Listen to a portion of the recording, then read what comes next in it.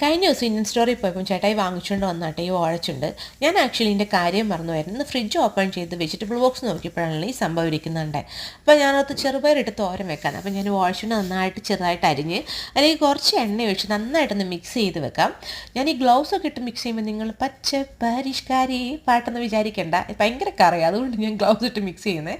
അപ്പം പിന്നെ മിക്സിയുടെ ചെറിയ ജാറിലേക്ക് കുറച്ച് ചുമന്നുള്ളി, വെളുത്തുള്ളി, കാന്താരി മുളക്, അല്പം ജീരകം ഇട്ട് നന്നായിട്ടൊന്ന് മിക്സ് ചെയ്തെടുക്കുക. ഇനി ഇതിലേക്ക് ആവശ്യത്തിന് തേങ്ങ ഇട്ട് ഒന്നും കൂടെ ഒന്ന് മിക്സ് ചെയ്ത് നമുക്ക് സൈഡിലേക്ക് മാറ്റി വെക്കാം.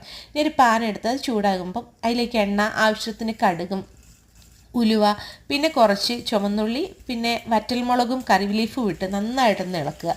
ഇനി നമ്മൾ എണ്ണ തിരുമ്മി വെച്ച് നമ്മുടെ ചുണ്ട് അരിഞ്ഞത് എടുത്ത് അതിൻ്റെ അകത്തേക്ക് അല്പം മഞ്ഞൾപ്പൊടി, ഉപ്പും ഇട്ട് നന്നായിട്ടൊന്ന് ഇളക്കി ഒരു 5 മിനിറ്റ് മീഡിയം ഫ്ലെയിമിൽ വെച്ച് വേവിച്ചെടുക്കുക.